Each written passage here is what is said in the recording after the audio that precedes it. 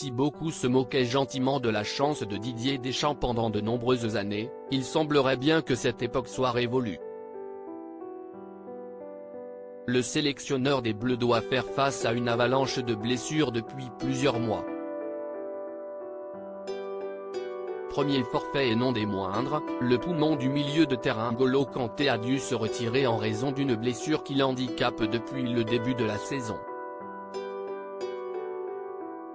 Son compère au milieu de terrain et pièce centrale de la victoire des Bleus lors de la dernière Coupe du Monde en Russie, Paul Pogba, sera également absent, puisqu'il souffre toujours de son genou. C'est donc l'intégralité du milieu qui est à revoir pour les Bleus, mais les problèmes ne se sont pas arrêtés là. Il y a environ une semaine, c'est le défenseur du Paris Saint-Germain Presnel Kimpembe qui devait à son tour renoncer au mondial, obligeant Didier Deschamps à appeler un défenseur supplémentaire. Une pléiade d'absents, et si l'on pensait que c'était déjà assez, le coup de grâce est intervenu samedi soir avec l'officialisation du forfait de Karim Benzema.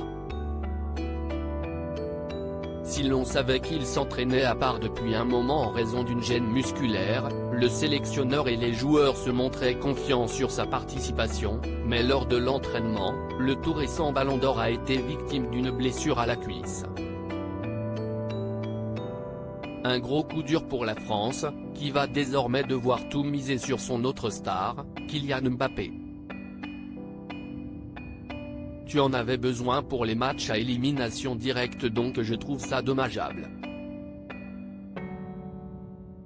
Il ne fallait pas le pousser, une absence qui a énormément fait parler. Et sur le plateau du Canal Football Club, l'émission consacrée au foot est présentée par Hervé Matou, un des consultants s'est montré particulièrement véhément à l'encontre de Didier Deschamps et de son staff.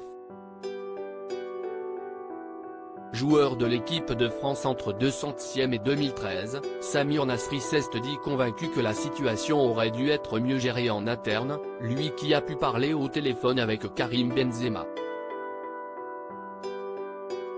La gestion a été mauvaise avec lui, assure l'ancien Marseillais, qui affirme que le joueur du Real Madrid est actuellement dépité.